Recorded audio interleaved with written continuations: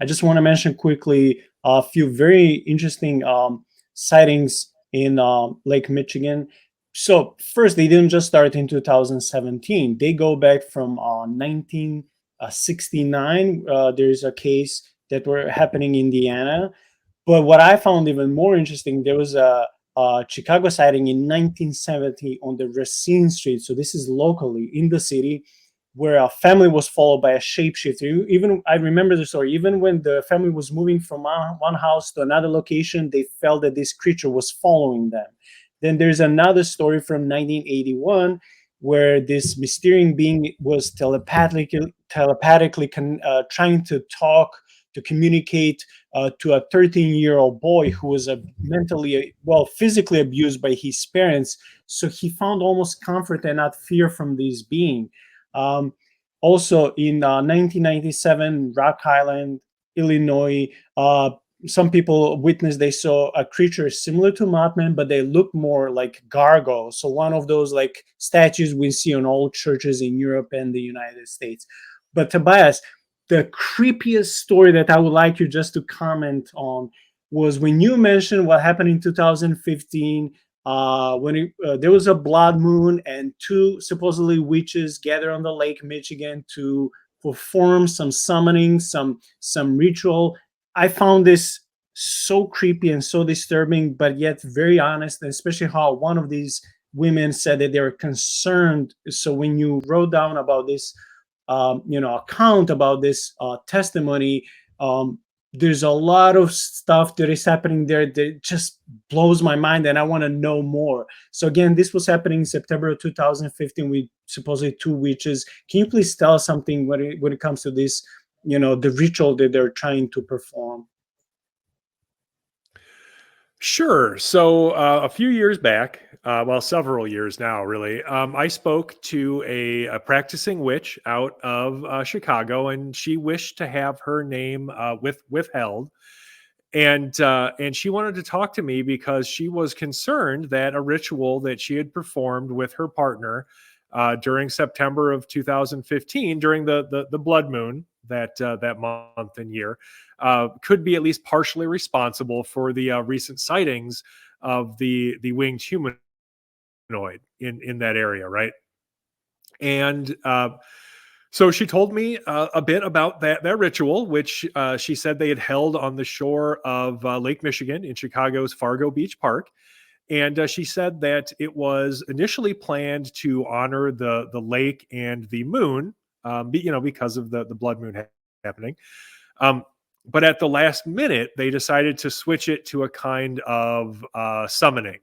And the reason for that, she said, was that they had this sort of spontaneous impulse that came as a sort of feeling, right? And uh, and she described having this sense as though like the veil between worlds was becoming permeable, and so that would be a conducive environment to this summoning ritual, right? And she told me, this is a direct quote. She said, "I guess if people around Chicago start seeing monsters, then we'll know it worked."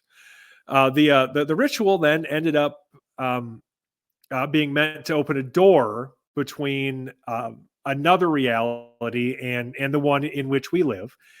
And so, despite having a memory of dark, shadowy things seemingly pouring out of this doorway during the ritual, she told me that she didn't feel like the ritual was negative necessarily. Although she did say that the memory of these shadowy beings could have been possibly caused by the ecstatic state achieved by the ritual, right? And so she wasn't sure if her memory of seeing these things come out of this doorway was um, necessarily indicative of some sort of physical manifestation, or if it was something that occurred purely in the psychic realm, right? But overall, she found this ritual to be a very positive experience. She literally described it as beautiful, which was Surprising, but I think if you're open-minded enough, then that not necessarily too surprising. And I guess the remains of the doorway that they drew on the park's concrete break out in the lake is still there, but it's difficult to find, and it's difficult to see with the rising lake levels, and so it's really only visible after you've waded into the lake some distance. So, but yeah, I mean, what I think was probably most interesting about that experience was her overall reaction to it. So she was most concerned when I spoke to her about people's reactions to this creature. So she didn't think that what people were seeing was necessarily dangerous, but she was still worried about them being traumatized because of their own mistaken beliefs about what it might represent. And overall, then she was concerned for the well-being of the entity or entities themselves, right?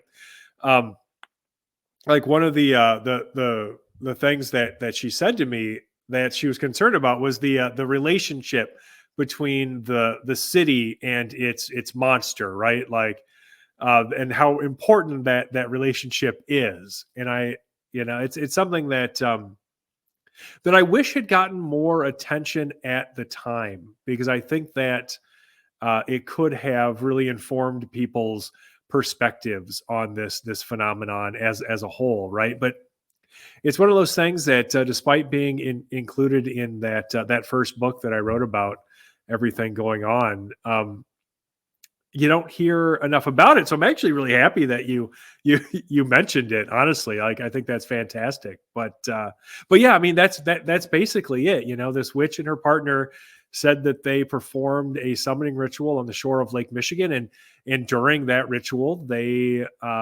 or as a result of that ritual, they witnessed these shadowy winged beings pouring through this doorway.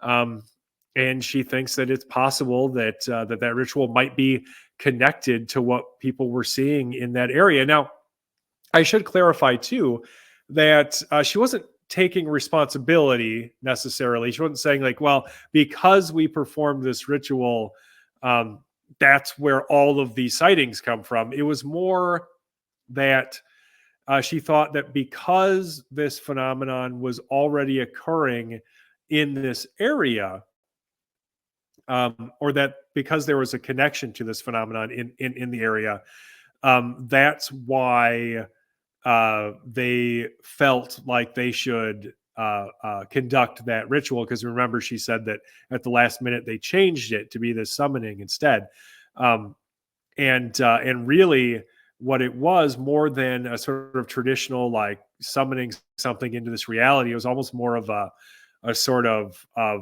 communion, right, with these entities. So yeah, I mean it's fascinating. It's certainly interesting from like an anthropological or cultural perspective. It's interesting from a folklore perspective. um, and I think that if you're willing to look at these sightings from a more Fortean perspective, sort of examine them um, in the totality of the surrounding phenomena as well, right? Then you have to include this person's experience, and then what does that say about the rest of this? It certainly doesn't seem like some sort of mundane biological creature, some undiscovered species. And so, is it possible that there, took place in 2015 this ritual through which these two women were able to sort of psychically commune with this phenomenon on some level? I don't know. Maybe it's certainly interesting to think about.